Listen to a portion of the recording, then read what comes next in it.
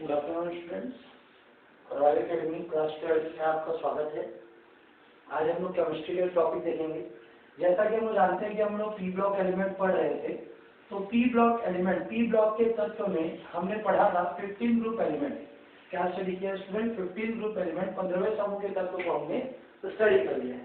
15 group element में हमने क्या क्या पढ़ा था? नाइट्रोजन के बारे में, फास्फोरस के बारे में, आर्सेनिक के बारे में, एंटीमनी के बारे में और बिस्मथ के बारे में। इन पांचों चीजों के बारे में हमने क्या कर लिया है? पी ब्लॉक में स्टडी किया है। इस ग्रुप को हमने क्या नाम दिया था? 15 ग्रुप, 15वें समूह के तत्व, 15 ग्रुप एलिमेंट्स। Clear student? तो हमने पी ब्लॉक एलिमेंट में एक चीज तो स्टडी कर लिया है कि इनका ऊपर से नीचे जाने पर, अगर ग्रुप में हम लोग ऊपर से नीचे जाते हैं, अप टू डाउन जाते हैं समूह में, तो क्या क्या चेंजेस देखने को मिलते हैं।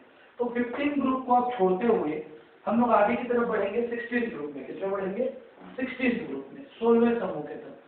तो 16 ग्रुप एलिमेंट्स को, 16वें समूह के तत्व को ऑक्सीजन फैमिली के नाम से जानते हैं। किसके फैमिली के नाम से जानते हैं? ऑक्सीजन फैमिली के नाम से जानते हैं, या इनको चैल्कोजेन भी बोलते हैं। क्या बोलते हैं? चैल्कोजेन। क्या बोलते हैं? चैल्कोजेन के नाम से भी जाना जाता है। तो 16वें समूह का जो तत्व होता है, 16 ग्रुप जो एलिमेंट होता है स्टूडेंट, उनको ऑक्सीजन फैमिली या चैल्कोजेन के नाम से हम लोग जानते हैं। अब इसमें जो एलिमेंट्स होते हैं वो क्या क्या होते हैं? Oxygen, sulphur, selenium, tellurium, polonium. क्या क्या होते हैं student? Oxygen, sulphur, selenium, tellurium और पोलोनियम। टोटल कितने एलिमेंट्स होते हैं स्टूडेंट? 5 एलिमेंट्स होते हैं। ऑक्सीजन होता है, सल्फर होता है, सेलेनियम होता है, टेलुरियम होता है और पोलोनियम होता है स्टूडेंट। क्लियर है स्टूडेंट? अब इसके बाद अगर हम लोग स्टडी करें तो सबसे पहले हमको इसका क्या लिखना पड़ेगा? General electronic configuration. क्या लिखना पड़ेगा? जनरल इलेक्ट्रॉनिक कॉन्फ़िगरेशन, सामान्य इलेक्ट्रॉनिक विन्यास। क्या लिखना पड़ेगा? सामान्य इलेक्ट्रॉनिक विन्यास। तो इसका जनरल इलेक्ट्रॉनिक कॉन्फ़िगरेशन, सामान्य इलेक्ट्रॉनिक विन्यास क्या होता है? NH2Np4। क्या होता है स्टूडेंट? NH2Np4। मतलब आउटर मोस्ट ऑर्बिट में, किसमें? आउटर मोस्ट ऑर्बिट में कितने इलेक्ट्रॉन रहते हैं? 6। कितने इलेक्ट्रॉन रहते हैं स्टूडेंट? 6 इलेक्ट्रॉन रहते हैं। Clear student?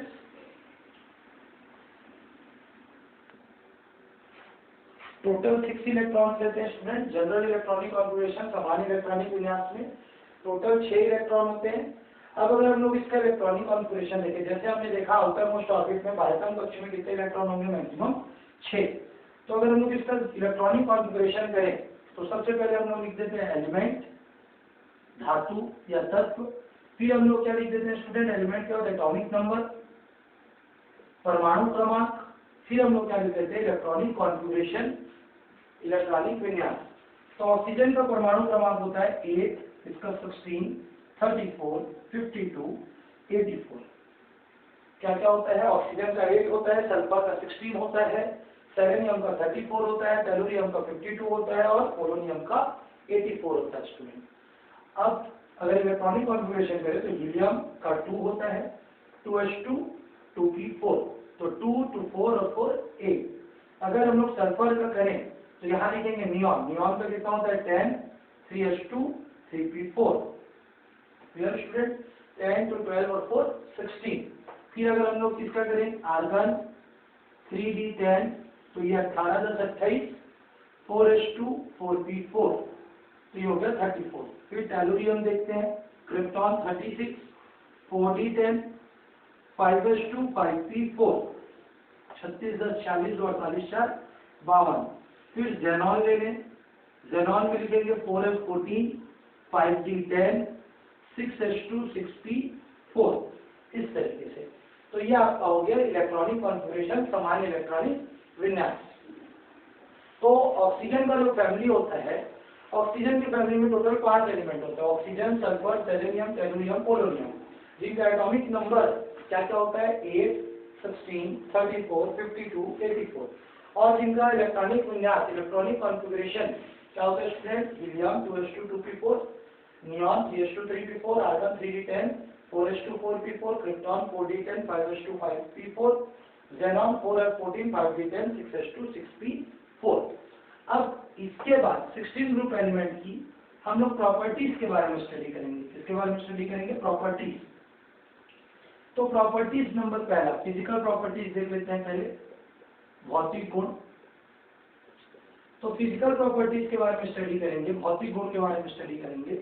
इसमें पहला हम लोग देख लेते हैं स्टूडेंट, फिजिकल स्टेट। क्या देखते हैं? फिजिकल स्टेट, भौतिक अवस्था। किसके बारे में स्टडी कर लेते हैं? भौतिक अवस्था, भौतिक अवस्था के बारे में, फिजिकल स्टेट के बारे में। तो फिजिकल स्टेट या भौतिक अवस्था होता क्या है? तो जैसा कि हम लोग जानते हैं, oxygen, sulphur, selenium, tellurium, polonium. तो इसमें जो ऑक्सीजन होता है स्टूडेंट, वो गैस स्टेट में प्रेजेंट रहता है। किस स्टेट में प्रेजेंट रहता है? गैसीय स्टेट में। फिर आपका जो सल्फर रहता है वो धरती के अंदर लिक्विड स्टेट में प्रेजेंट रहता है, लेकिन धरती के बाहर किस स्टेट में प्रेजेंट रहता है? सॉलिड। जो सल्फर है, सल्फर को गंधक भी बोलते हैं। तो सल्फर जो होता है वो लिक्विड स्टेट या फिर सॉलिड स्टेट में प्रेजेंट रहता है। और ये तीनों जो हैं वो तीनों कौन से स्टेट में प्रेजेंट रहते हैं? सॉलिड स्टेट में। तो अभी हमने देखा इसका फिजिकल स्टेट, इसका भौतिक अवस्था। तो ऑक्सीजन गैस के रूप में पाया जाएगा, सल्फर लिक्विड या सॉलिड के रूप में पाया जाएगा, और सेलेनियम, टेलुरियम और पोलोनियम किस स्टेट में पाए जाएंगे? सॉलिड स्टेट में पाए जाएंगे। सेकेंड आपका आ जाता है student metallic property. Metallic property, metallic property को हिंदी में बोलते हैं धात्विक गुण। क्या बोलते हैं स्टूडेंट? धात्विक गुण। तो अगर इसके धात्विक गुण की बात करें, मेटेलिक प्रॉपर्टी की बात करें, तो इसका मेटेलिक प्रॉपर्टी क्या होगा? अगर हम लोग ऑक्सीजन का लेते हैं तो सबको पता है ऑक्सीजन क्या होता है? गैस के रूप में पाया जाता है। और oxygen is a non metal. ये क्या है? अधातु है। ये नॉन मेटल है, मतलब अधातु है। सल्फर भी नॉन मेटल है, ये भी अधातु है। दोनों क्या होते हैं? अधातु होते हैं। Oxygen and sulphur are non metal. जो सेलेनियम होता है वो क्या होता है? मेटलाइट्स होता है। मेटलाइट्स मतलब उप धातु। जो धातु और अधातुओं के बीच का तत्व होता है उसको उप धातु मेटलाइट्स बोलते हैं। और टेलुरियम, पोलोनियम दोनों क्या है? मेटल्स है। दोनों क्या है? धातु है। तो अगर हम लोग ग्रुप में ऊपर से नीचे जाते हैं तो इसकी मेटेलिक प्रॉपर्टी क्या होती है? इंक्रीज होती है। ऊपर से नीचे जाने पर धात्विक गुण बढ़ता जाता है। पहले अधातु, फिर उप धातु, फिर धातु। Clear student? तो सेकंड जो फिजिकल प्रॉपर्टी है, होप आप लोगों को समझ में आया होगा कि ऑक्सीजन नॉन मेटल है, सल्फर नॉन मेटल है, सेलेनियम मेटलाइट है, और ये दोनों मेटल्स हैं। मतलब ये दोनों अधातु, ये उप धातु और ये दोनों धातु होते हैं स्टूडेंट। तीसरी जो फिजिकल प्रॉपर्टी है, तीसरा जो फिजिकल प्रॉपर्टी है वो है एटॉमिक एंड आयनिक रेडियस। तीसरा जो फिजिकल प्रॉपर्टी है वो है एटॉमिक और आयनिक रेडियस। एटॉमिक और आयनिक रेडियस एंड कर देते हैं। Atomic and ionic radius Hindi में बोलते हैं परमाणु एवं आयनिक त्रिज्या। परमाणु एवं आयनिक त्रिज्या।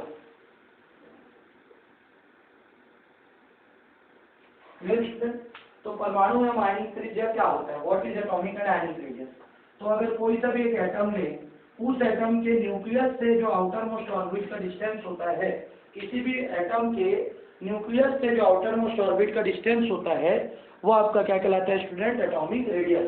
The distance between nucleus and outer most orbit is called atomic radius. मतलब किसी भी परमाणु के नाभिक एवं बाह्यतम कोश की दूरी, नाभिक एवं बाह्यतम कोश की दूरी क्या कहलाती है? परमाणु एवं आयनिक त्रिज्या कहलाती है।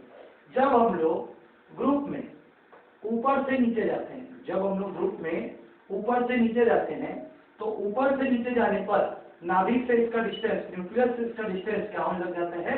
इंक्रीज होने लग जाता है। जब हम लोग इसमें ग्रुप में ऊपर से नीचे जाते हैं तो इसका डिस्टेंस क्या होने लग जाता है? बढ़ने लग जाता है। अगर डिस्टेंस बढ़ने लगेगा इसका मतलब क्या है? दूरी बढ़ने लगेगी, डिस्टेंस बढ़ने लगेगा, और डिस्टेंस बढ़ने लगेगा तो एटॉमिक और आयनिक रेडियस इंक्रीज होता जाएगा। तो जब हम लोग ग्रुप में 16 ग्रुप में ऊपर से नीचे जाते हैं तो इसका एटॉमिक रेडियस क्या होने लग जाता है? इंक्रीज होने लग जाता है स्टूडेंट। क्लियर है? एटॉमिक और आयनिक रेडियस के बाद जो अगला टॉपिक आता है वो अगला टॉपिक है आपका मेल्टिंग एंड बॉइलिंग पॉइंट। क्या है? Melting and boiling point. Melting and boiling point Hindi में इसको बोलते हैं गलनांक और क्वथनांक। क्या बोलते हैं इसको? गलनांक एवं क्वथनांक। क्वथनांक, मेल्टिंग एंड बॉइलिंग पॉइंट। तो मेल्टिंग और बॉइलिंग पॉइंट क्या होगा? देखो, अगर ये एक ऑब्जेक्ट है, यह ऑब्जेक्ट कौन से स्टेट में है? सॉलिड स्टेट में है। इसको हमको पिघला कर कौन से स्टेट में लाना है? लिक्विड स्टेट में। तो किसी भी सॉलिड ऑब्जेक्ट को पिघलाकर लिक्विड स्टेट में लाने के लिए जितना टेम्परेचर चाहिए होता है वो आपका क्या कहलाता है, मेल्टिंग पॉइंट। क्या पॉइंट कहलाता है, मेल्टिंग पॉइंट। क्लियर है, गलनांक क्या एक ऐसा तापमान जिसमें कोई सा भी ठोस अवस्था किसमें परिवर्तित हो जाता है, द्रव अवस्था में। ठोस अवस्था को द्रव अवस्था में परिवर्तित करते हैं तो आपका क्या कहलाता है, गलनांक कहलाता है। और अगर किसी द्रव अवस्था को गैस अवस्था में परिवर्तित कर देंगे, किसमें परिवर्तित कर देंगे, गैस अवस्था में, तो उसको हम लोग बोलते हैं बॉइलिंग पॉइंट, इसलिए बोलते हैं क्वथनांक। ठोस को यदि जिस ताप पर द्रव में परिवर्तित किया जाता है गलनांक, और द्रव को जिस ताप पर गैस में परिवर्तित किया जाता है क्वथनांक। The temperature which is used to convert solid into liquid is called melting point, and the temperature which is used to convert liquid into gas is called boiling point. Clear है student? ये हो गया गलनांक और ये हो गया क्वथनांक। ठीक है, अब गलनांक और क्वथनांक आपको समझ में आ गया। अब अगर ये छोटा ऑब्जेक्ट है तो इसको पिघलाने और गलाने में, पिघलाने और उबालने में हमको कम समय लगेगा, मीन्स इसका मेल्टिंग और बॉइलिंग पॉइंट कम होगा। थोड़ा सा इससे बड़ा ऑब्जेक्ट है, इसका मेल्टिंग और बॉइलिंग पॉइंट ज्यादा होगा। थोड़ा और बड़ा ऑब्जेक्ट है, इसका मेल्टिंग और बॉइलिंग पॉइंट और ज्यादा होगा। तो जब हम लोग ग्रुप में ऊपर से नीचे जाते हैं, when we will move from up to down in a group, then melting and boiling point increases, तब गलनांक और क्वथनांक में वृद्धि होती जाती है, क्योंकि उसका आकार क्या होने लग जाता है, बढ़ने लग जाता है। तो चौथा पॉइंट, ऊपर से नीचे जाने पर गलनांक और क्वथनांक में वृद्धि होती है। ऊपर से नीचे जाने पर मेल्टिंग और बॉइलिंग पॉइंट इंक्रीज होता है। Clear student? पांचवा, डेंसिटी। क्या देंगे स्टूडेंट? डेंसिटी। डेंसिटी को हिंदी में बोलते हैं घनत्व। क्या बोलते हैं? घनत्व। तो ये तो एकदम इजी है। पहला हम ऑक्सीजन देखते हैं, 8 इलेक्ट्रॉन है, फिर 16 इलेक्ट्रॉन है, फिर 34 है, फिर 52 है, 52 है, फिर 84 है। मीन्स 8 इलेक्ट्रॉन है, 16 इलेक्ट्रॉन है, 34 इलेक्ट्रॉन है, 52 इलेक्ट्रॉन है और 84 इलेक्ट्रॉन है। ऊपर से नीचे जाने पर इलेक्ट्रॉन की संख्या बढ़ती जा रही है। जब इलेक्ट्रॉन की संख्या बढ़ती जा रही है, इट मीन्स क्या हो रहा है, इलेक्ट्रॉन अगर बढ़ रहे हैं तो डेंसिटी भी इंक्रीज हो रही है। ऑब्वियसली बात है, ये एक जगह है वहां पर 8 इलेक्ट्रॉन है, डेंसिटी कम होगी। 16 हो जाएगी, डेंसिटी 8 से ज्यादा होगी। 34 हो जाएगी, डेंसिटी और ज्यादा होगी। तो ऊपर से नीचे जाने पर इलेक्ट्रॉनों की संख्या बढ़ने के कारण घनत्व बढ़ने लगता है, डेंसिटी इंक्रीज होती जाती है। Clear student?